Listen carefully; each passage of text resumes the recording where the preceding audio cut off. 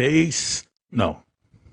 Resistance, resistance, resistance.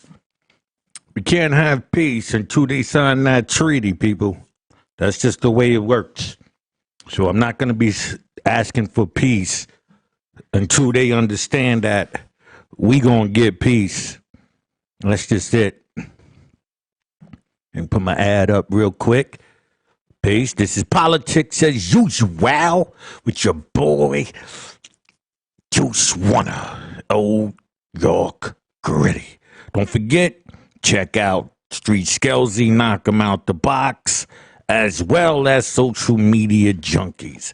Some Junkies Apparel. Welcome to Green Strains, and we're in the building, people.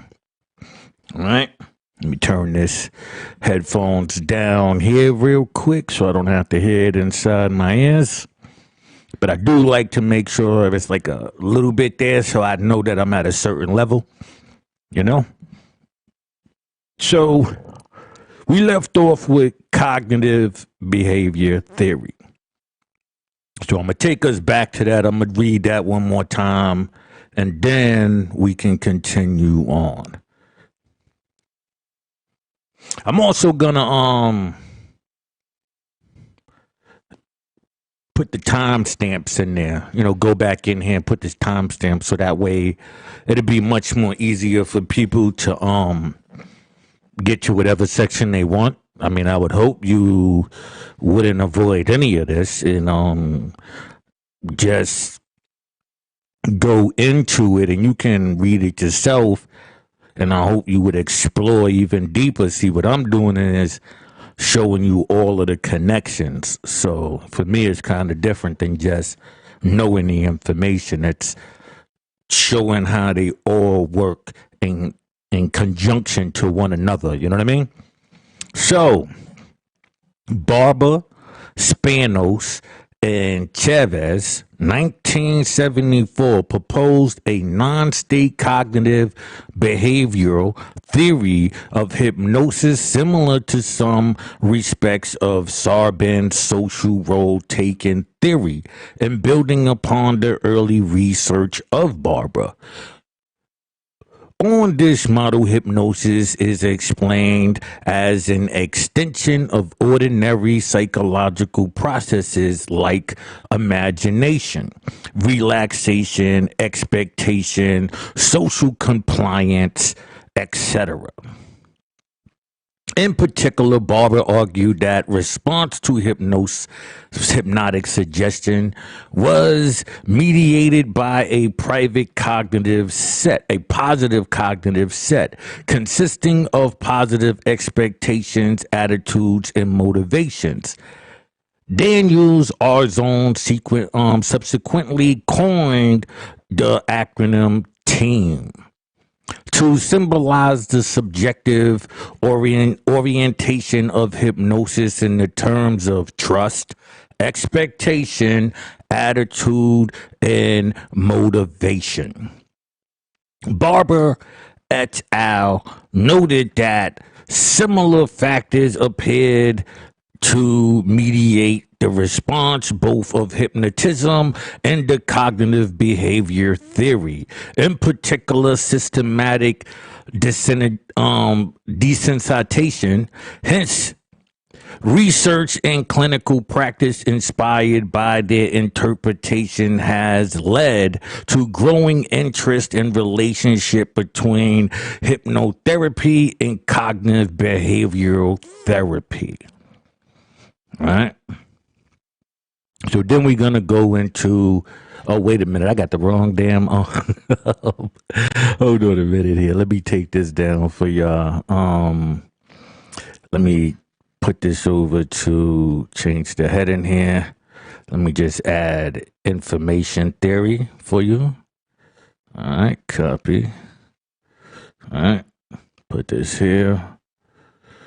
Paste. All right. Information theory. Let me put this up in here. Just so you know, if anybody see it, they be wondering who the fuck, who the hell, why is the Slim Thug in this conversation? You know what I'm saying? So I just put all of this up here real quick. Copy. Go to the ticker and paste. All right. Okay. An approach loosely based on information theory uses a brain as computer model, an adaptive system feedback, increasing the signal to noise ratio, which may converge towards a steady state. Increasing the signal to noise ratio enables messages to be more clearly received. The hypnosis objective is to use techniques to reduce interference and increase the receptibility of specific messages, suggestions. Right? Now, signal to noise ratio is when they are giving you the message. Now, I showed you in TV and in radio. Well, I haven't get into the music part outside of talking about Nas, but when the message is being given, all other things are brought to a bare minimum, right? In order for you to receive the message clearly. So as you watching TV, right, and nothing else is playing, and at these points, the messages are given to you.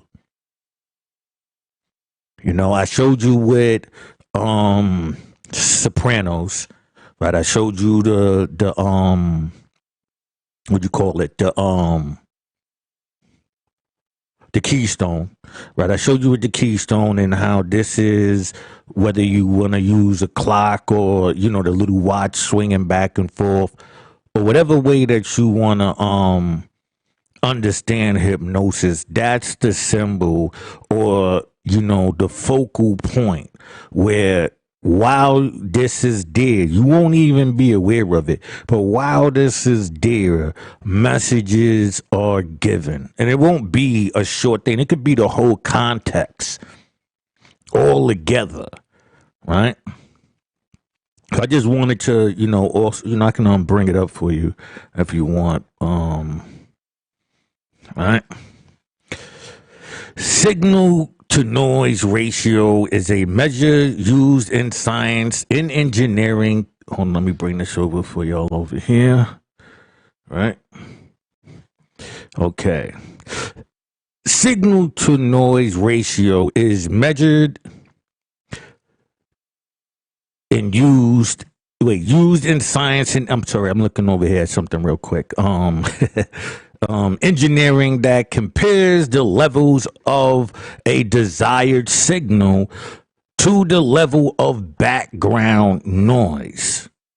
You understand what I'm saying? So as you have, you know, like say when you're watching movies, right? And, you know, they have like the music, but it'd be just something settled or whatever. These things, in, you know, a lot of the interference will be cut short in order for the message to be received properly, right? So, you know, that's just for that, just so you can, you know, just have a good understanding of what some things are said. I like for people to have a full understanding. I don't want to just be reading it and nobody understands what's being said, right? Systems theory is, in this context, may be regarded as an extension of Braid's original conceptualization of hypnosis as involving the brain and nervous system generally. System theory considers the nervous system's organizations organizations into interacting subsystems. Hypnotic phenomena thus involve not only increased or decreased activity in particular subsystems, but also their interaction. A central phenomenon in this regard is of feedback loops, which suggest mechanisms of creating hypnotic phenomena. Right? Now, once again, you take the time, I want to take a little brief second to explain, the loop. Meaning that, we said it before, in suggestions, the repetitiveness is how you become attracted to it and fall into it due to the repetitiveness being said, because it becomes in your mind reality. It must be real because I am hearing it. Societies. There is a huge range of societies in England who train individuals in hypnosis. However, one of the longest standing organization is the British Society of Clinical and Academic Hypnosis. BSCAH. Its origins date back to 1952, when a group of dentists set up a British Society of Dental Hypnosis. Shortly after, a group of sympathetic medical pioneers merged with the fast evolving organization to form the Dental and Medical Society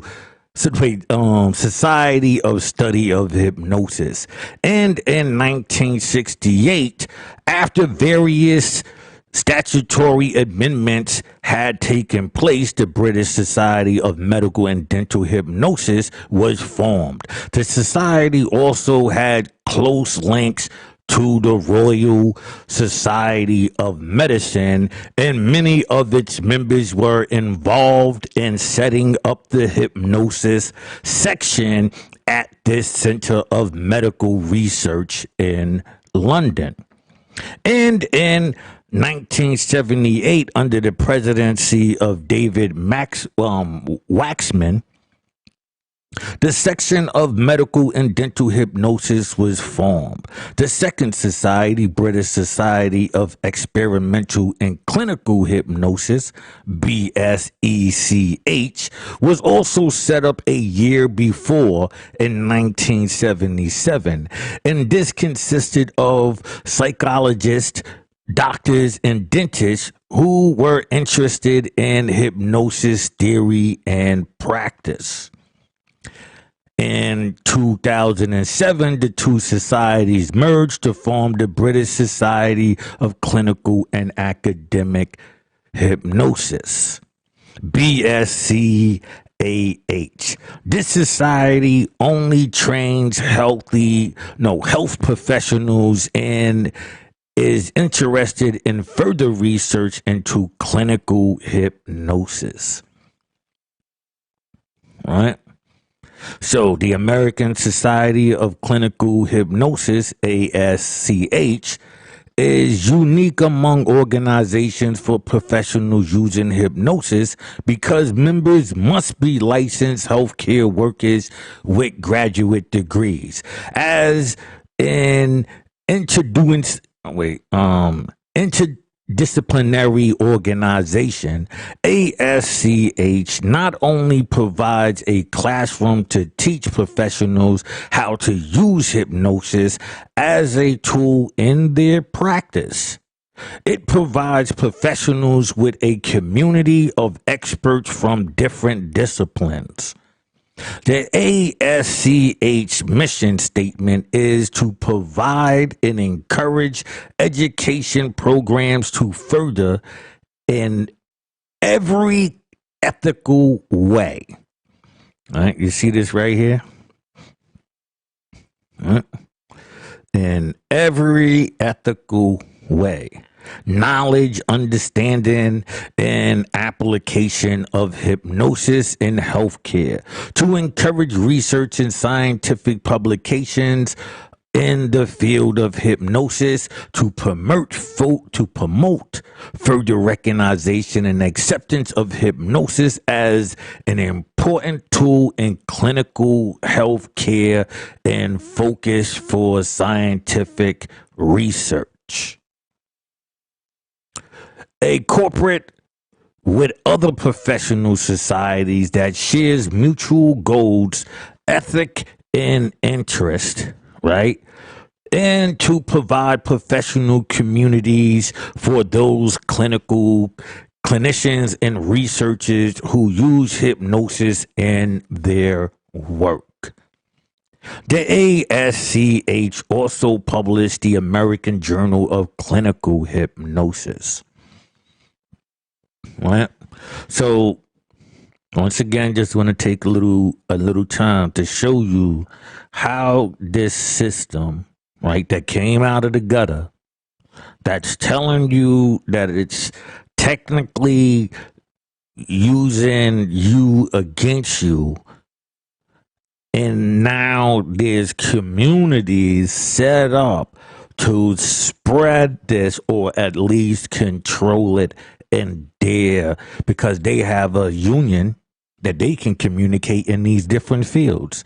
So they know how to spread it. But they knew that anyway through the Masonic Lodge. Anyway, here we go. Right? So we're going into a new section. Right? Because on top, right, let me actually just put this here. All right. This is very important because now we getting towards the truth. Right? Let's paste this here. All right. Let me see how much I'm put up in here. All right, okay.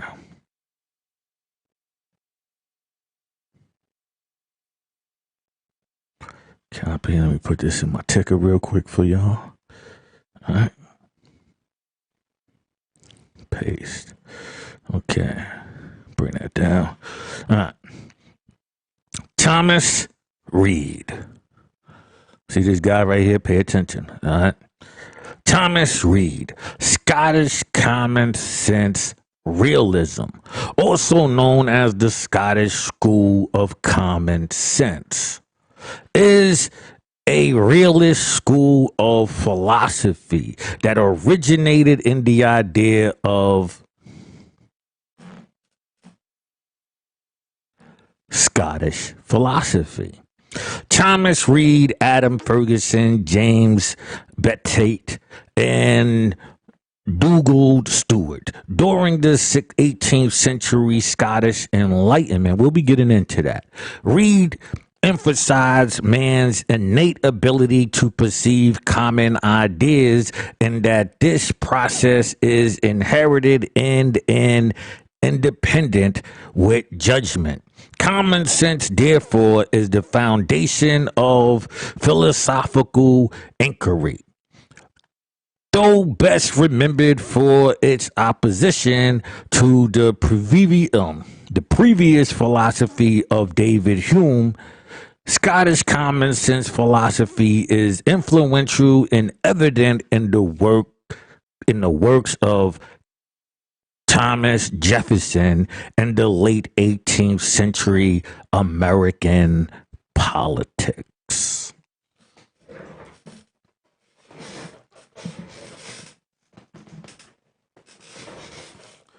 Pardon me here. I'm going to grab something to drink real quick.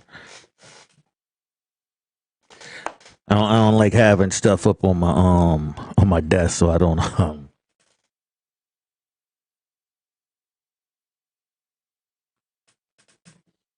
it's a lot of electronics up here.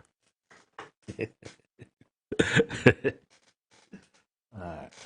So, let me take a sip real quick. Red Cup Gang, we in the building.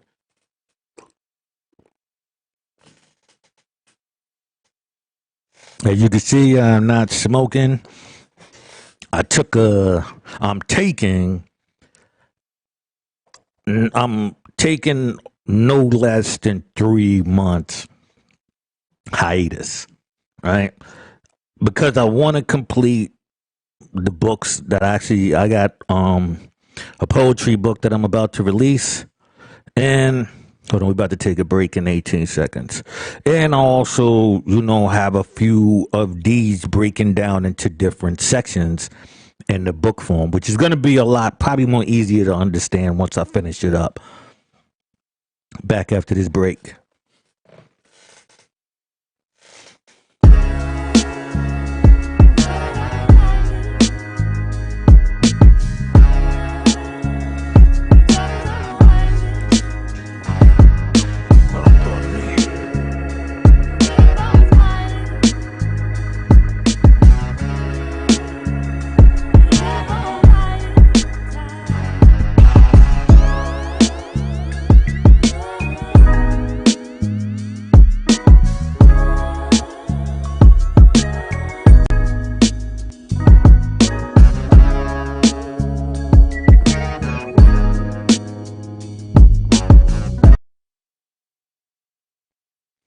I was going to put a trigger up, but I'll do it later.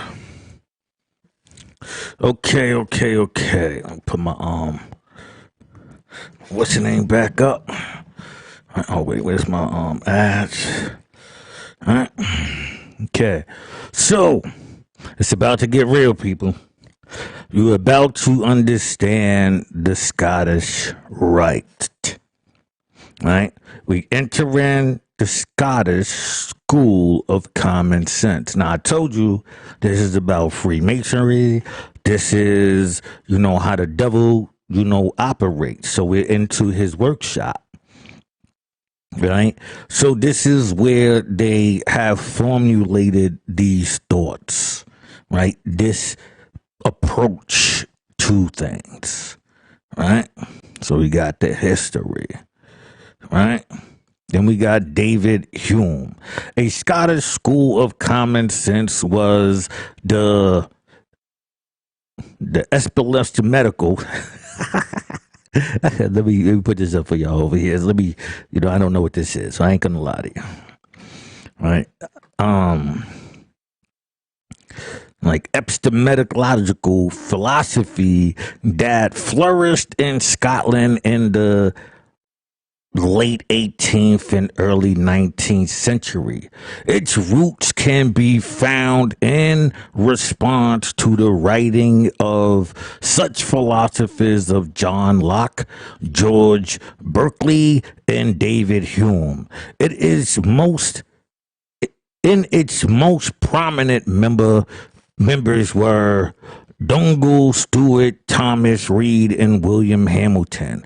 Philosophical Scottish realism serves as a rebuttal to skepticism while keeping with the influential teachings of Isaac Newton and Francis Bacon. While largely understanding for many years the influence it had on philosophers elsewhere in Europe, not to mention in the United States, is of a considerable magnitude.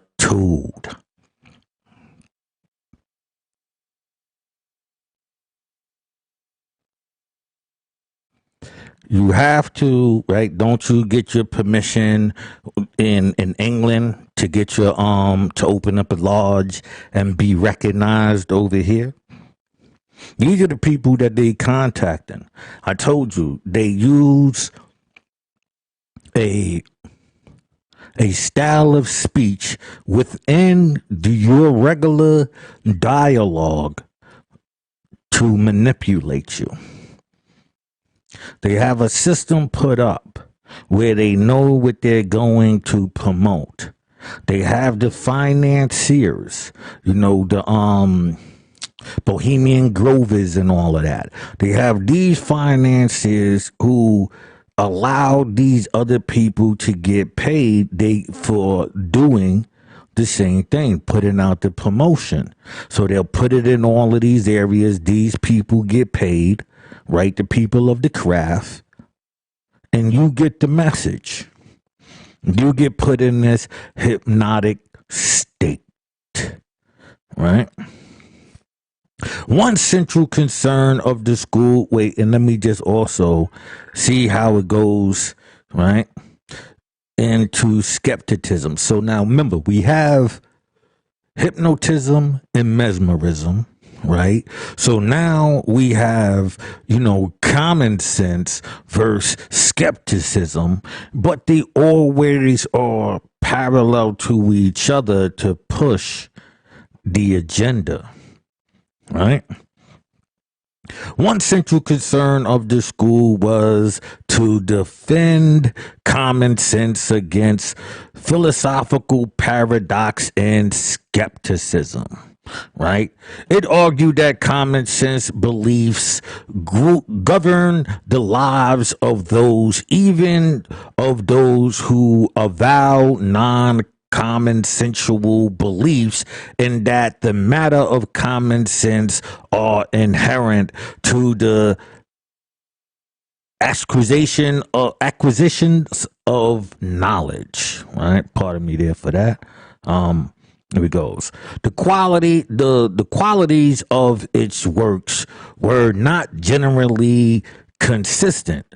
Edward S. Reed writes, whereas Thomas Reed wishes to use common sense to develop philosophical wisdom, much of this school simply wanted to use common sense to attack any form of intellectual change.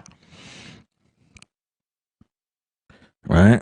So you have a system that's always pushing each other.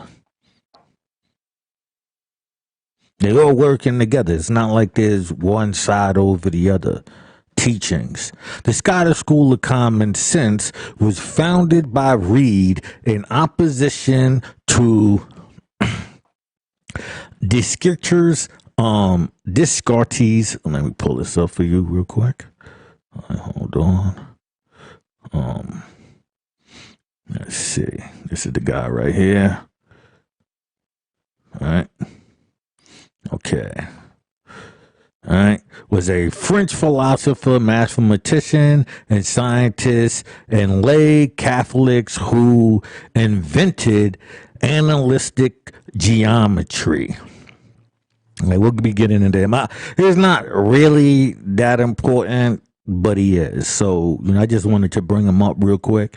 And, we won't be that much in him, but we will be addressing him.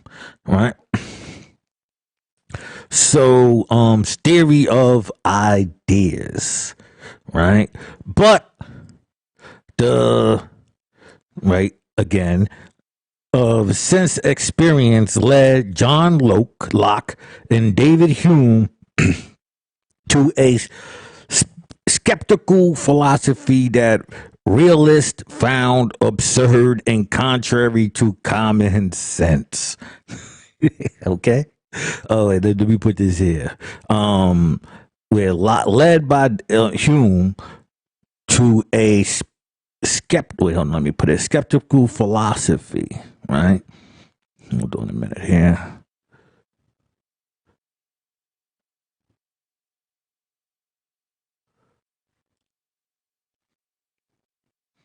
No. Pardon me. Okay, I had to change the my settings. Okay. I just wanted to make sure I got that in red for you. All right.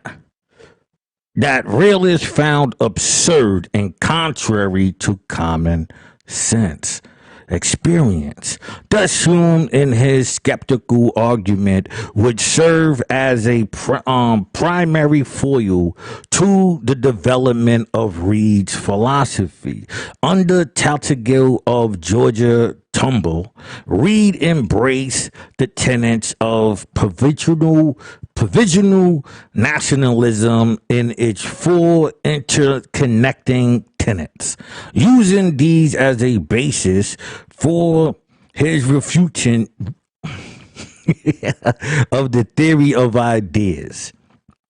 Reed painstakingly developed his thesis, an inquiry into the human mind of the principles of common sense.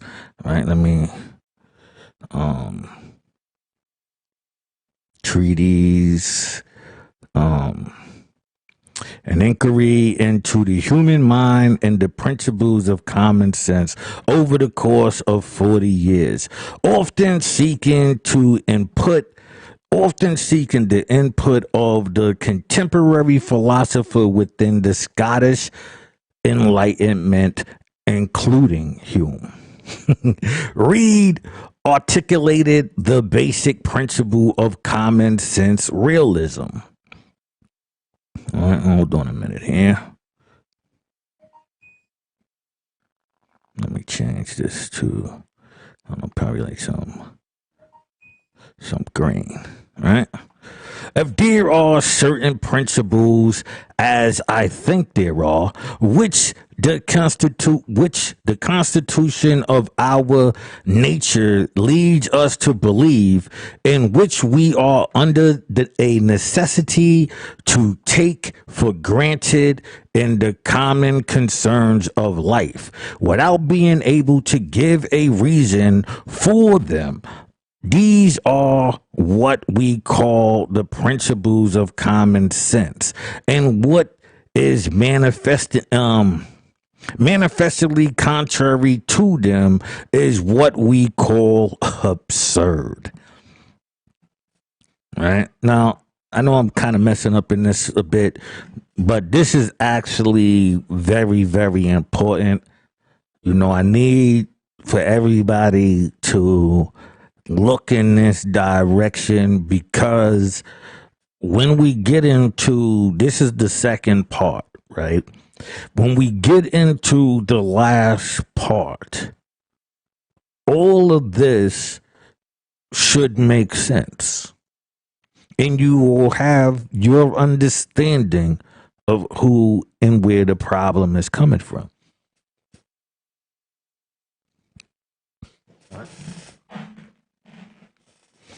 So,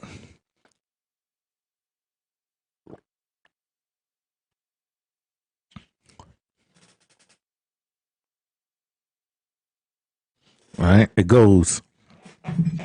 Common sense realism is rooted in Aristotelian thought and advocates an empirical and scientific philosophy wherein trust of our senses and is implicated and necessary.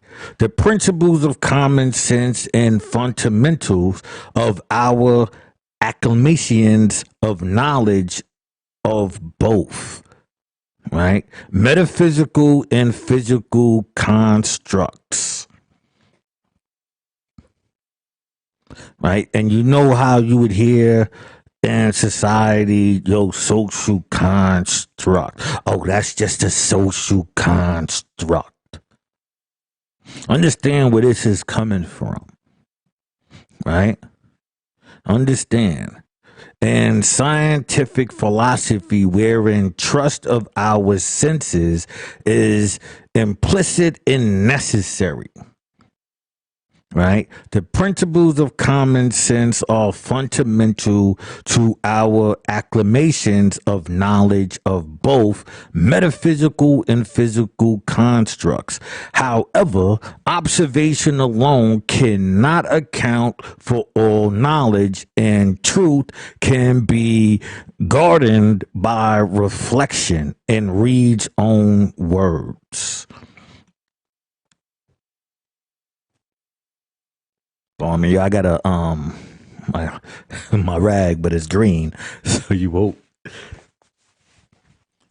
So you won't be seeing it. Sorry for that. I have a lot of green around.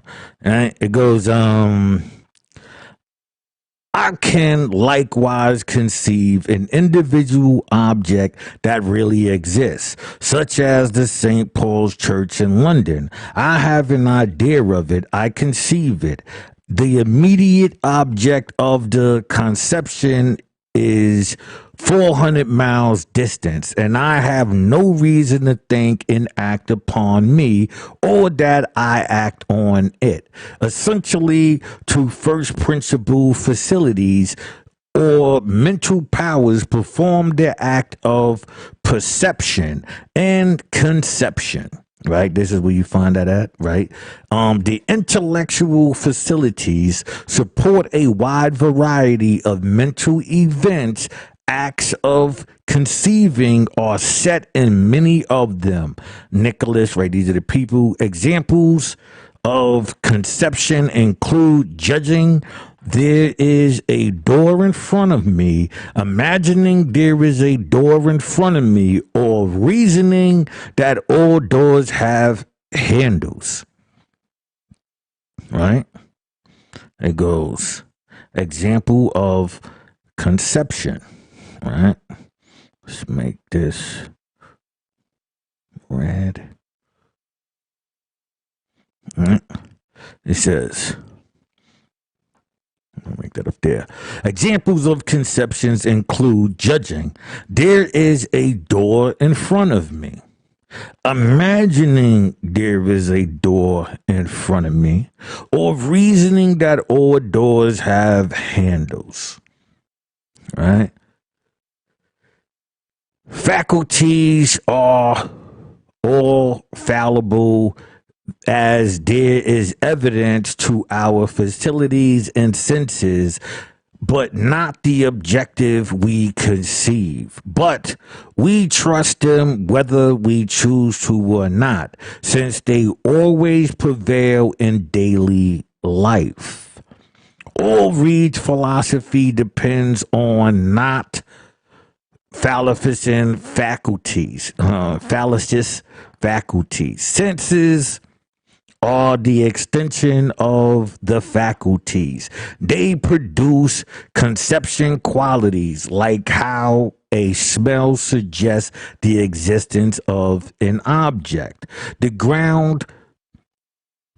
And grounds our beliefs. These are the two people again. Freedom is another natural conviction for faculties, which is preloaded and irresistible as first principles prove. Forgive me here.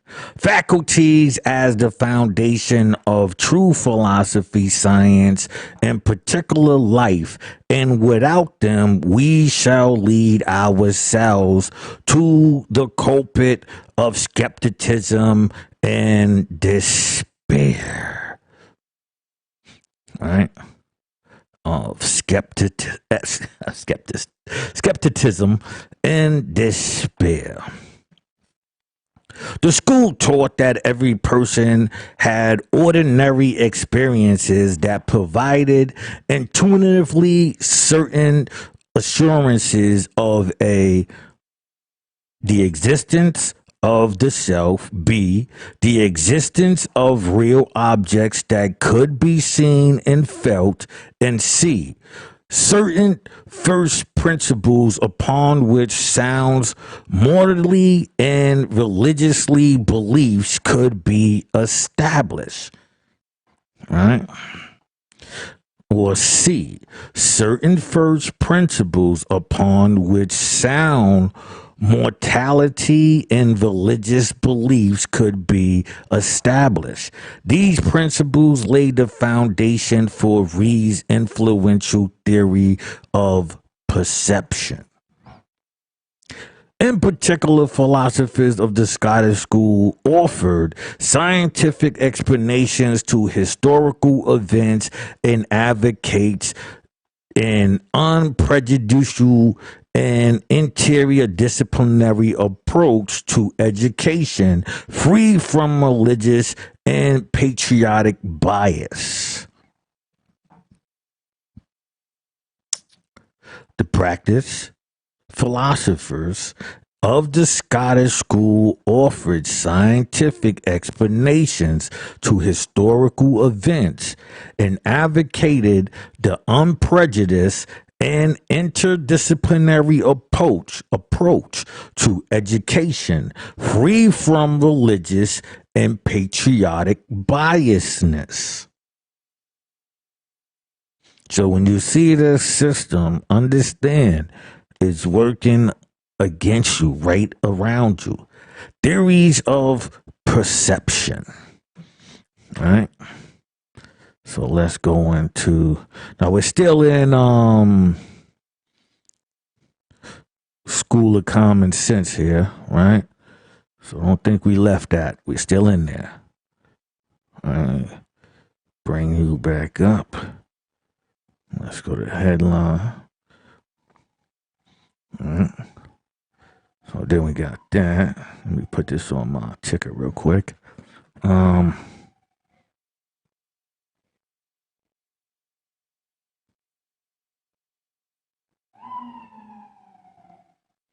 me just put this. I ain't gonna put the whole thing up there.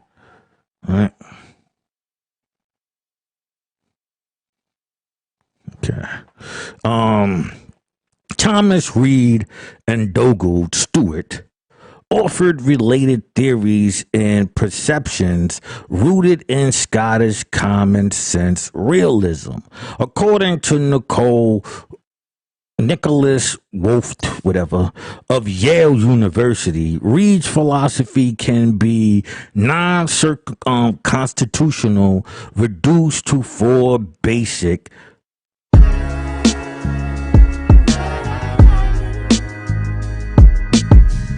non-contentious.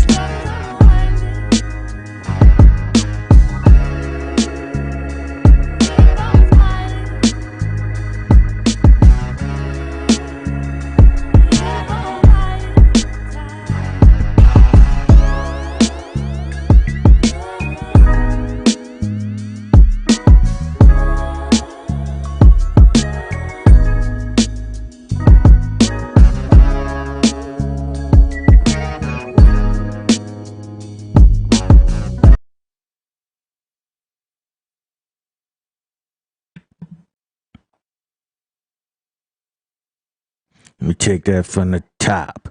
Theories of perception, right? Thomas Reed and Dougal Stewart offered related theories and perceptions rooted in Scottish common sense realism. According to Nicholas of Yale University, Reed's philosophy can be non-constitutional, contentiously reduced to four basic precepts, right? One, the objects of acts of perceptions are external objects, that is, mind-dependent, spiritually located entities, right? The necessary and sufficient conditions for perceiving an external object is that the object cause in one a conception thereof and an immediate, non-influential belief about it. We human beings are so made that in perception, the external object causes the conception of and an immediate belief about itself by ways of causing a sensation, which turns cause suggest the conception of immediate belief. We humans being so we human beings are so made that in perceptions the external objects cause conception of, meaning that when you see something in the outside world, you form this idea about it, right? Of an immediate belief about. itself by way of causing a sensation, which turn causes, suggests the conception and immediate belief. Right? These sensations may cause and often does in fact cause the conception and belief without one's being sufficiently attentive to the sensation for a belief about it to be formed in one. Right? Oh, I'm sorry. I thought we was over here on the other screen. My fault. I wanted you to see that. All right. So we got this right here. Right. Sensations may cause or often does in fact cause the conception and belief without one's being sufficiently alternative to the sensation of the belief about it to be formed in one. Dougal Stewart's theory of perception acknowledges a great influence from Reid, whose philosophy and termed fundamental laws of beliefs. However, Stewart proffered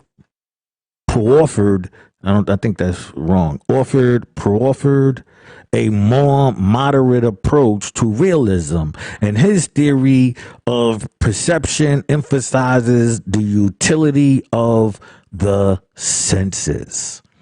Like, remember, I don't know if you ever been in one of these movie theaters where they would like as the movie is going, they need to let, fragrances out and spray you and all of that, as if you was a part of, the movie. So it's playing with all of your senses. Right? Influence. Common sense realism not only demonstrated Scottish thought in the 19th century, it had a major influence as well. In France, the United States, and other countries, Victor Cousin, 1792 to 1867, was the most important proponent in France.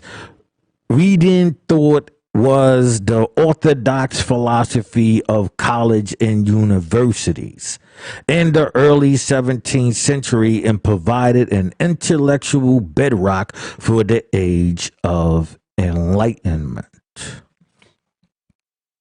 All right.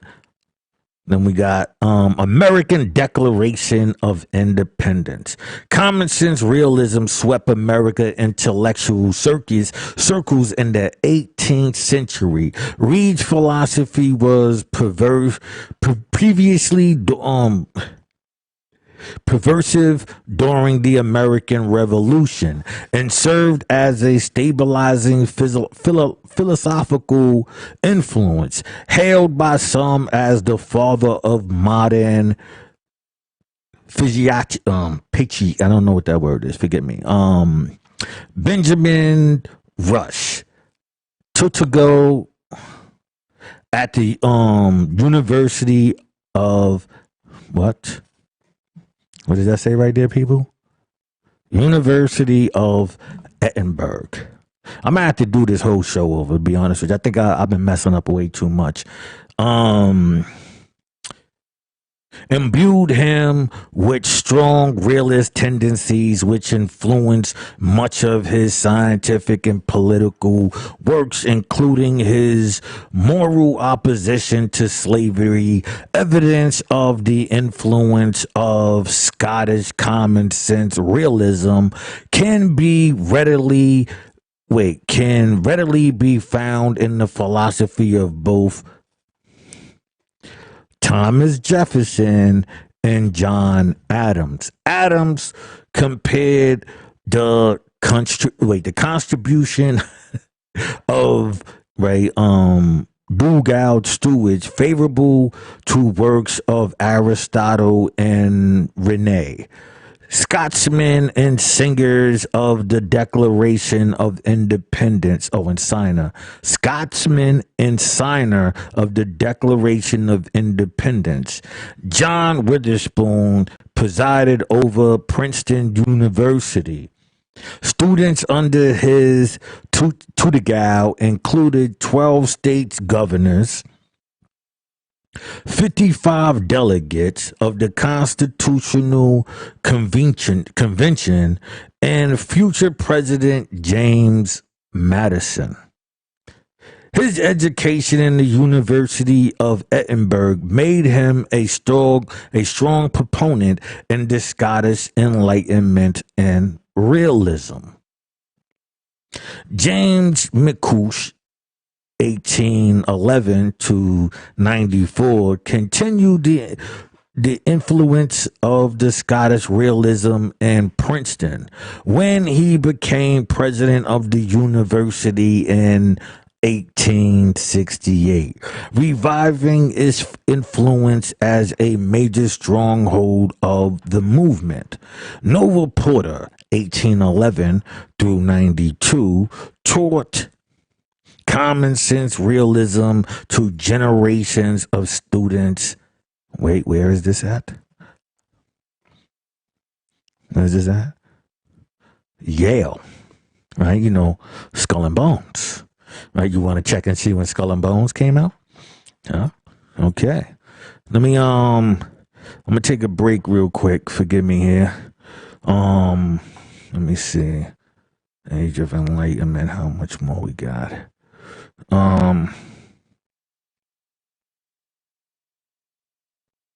We ain't really got that much more. All right. Okay. So I just keep going. It goes Christian fundamentalism. Scottish realism greatly influenced conservative religious thoughts and was strongest at Princeton seminars until the seminary moved in new directions after 1929. The Princeton theologian built their elaborate system on the basis of common sense realism, biblicalism, and Confucianism. Right? James McCoy was brought from Queen's College, Belfast, to Princeton College Chair of Moral Philosophy and Presidency, right? Because of his book, The Method of Divine Species, 1859. Several Princeton theologians followed McCoy to adopt a stance of evolution. I know it really, but I can't do it right now. It was his goal to develop Princeton as a Christian university in North America, as well as the forefront of intellectual seminar as the Presbyterian Church. The faculty of the college and seminar included both evolutionary thinking and non-evolutionary thinking. Much of evangelistic theology of the 21st century is based on the Princeton theology and thus reflecting common sense realism. Do we have to go into that one again for you? Huh? The faculty of the college and seminar included both evolutionary thinking and non-evolutionary thinking. Much of evangelistic theology of the 21st century is based on Princeton theologies and thus reflecting common sense realism. New Testament scholars Grant Osborne concluded that Scottish common sense realism influenced biblical hermeneutics and that the surface level understanding of scripture became popular and individualistic interpretations abandoned. Right? Now let me read that to you again. It goes, hold on.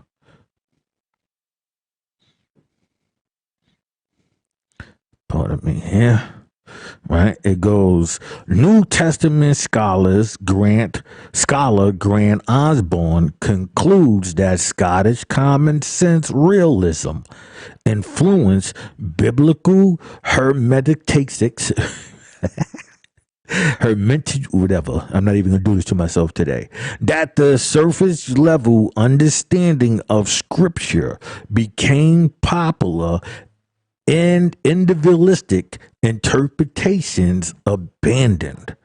So then it became, this is how you promote the Bible to them. The universal way of approaching this on us, right?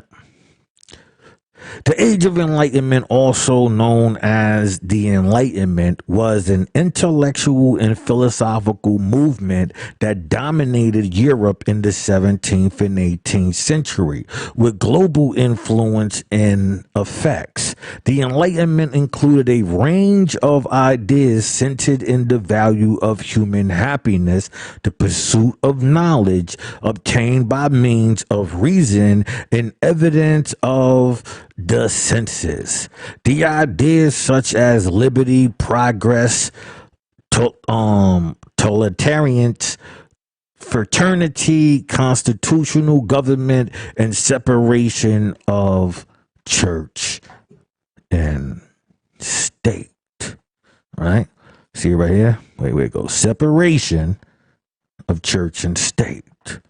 Right? Constitutional government and separation of church and state. Everything that you're seeing now, everything that you arguing in this country. The Enlightenment has its roots in a European intellectual and scholarly movement known as the Renaissance of humanism,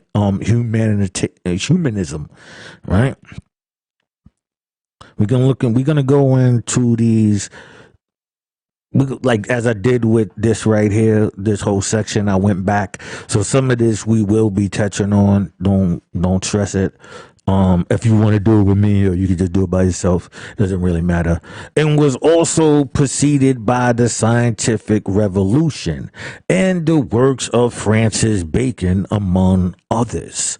Some date the beginning of the Enlightenment back to the publication of Rene Descartes' Discourse of the Method in 1637, featuring his famous doctrine, whatever, I think, therefore I am. Others cite the publication of Isaac Newton, Principia Mathematica, whatever, I don't, as the culmination of the scientific revolution and the beginning of the Enlightenment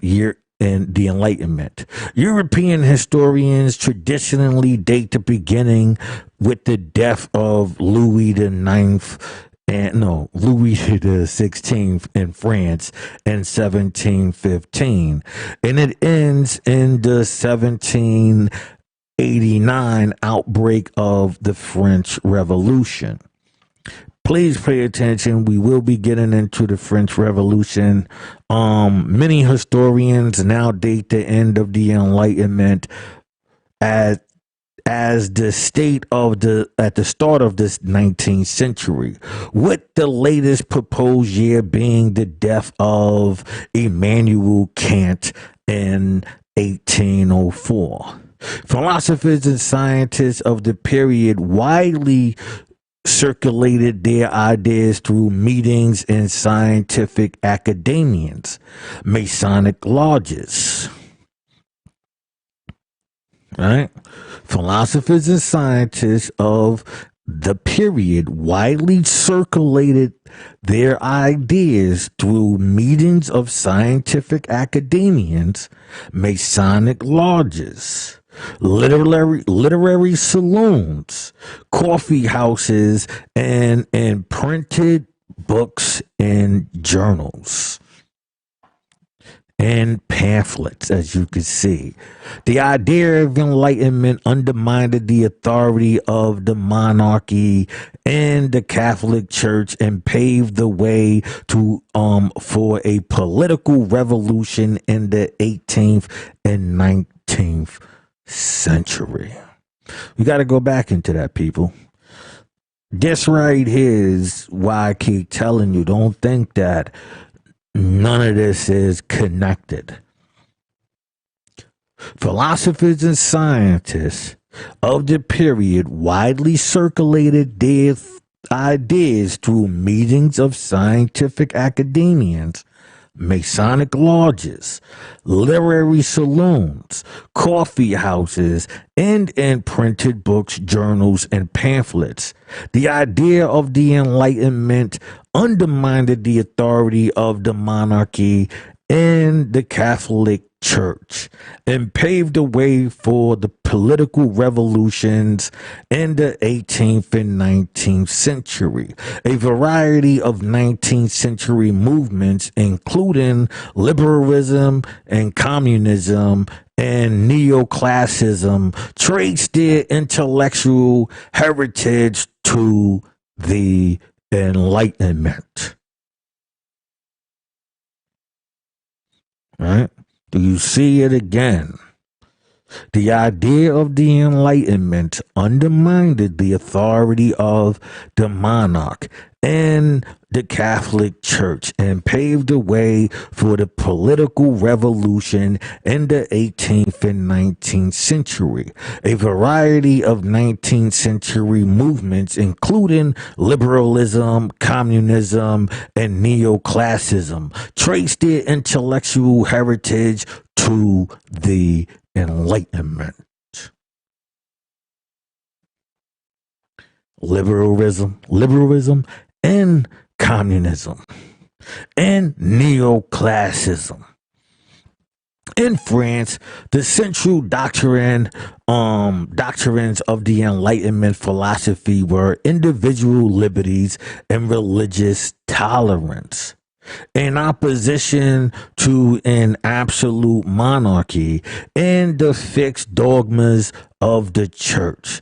The Enlightenment was marked by the emphasis of the scientific method of reductionism, along with increasing questions of religious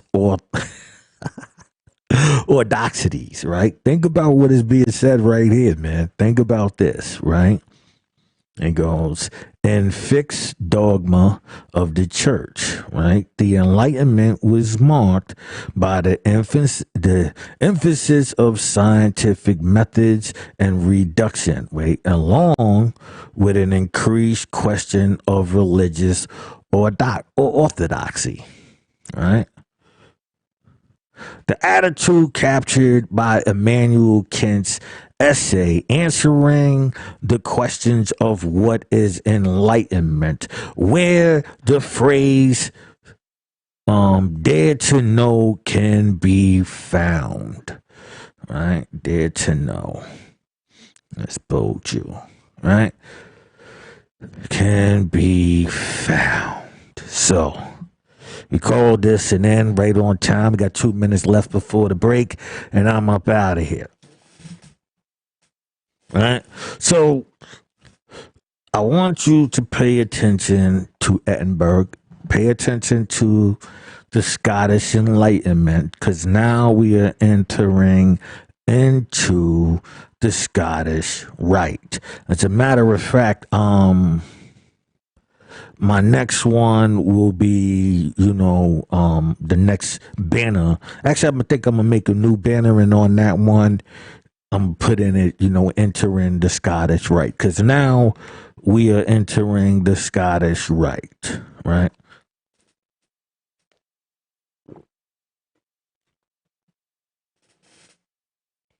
And so we're going to understand, well, by now you should understand that Freemasonry is, manipulation, right, with the approval of the government, because they all in on it, You know, so to understand this is very important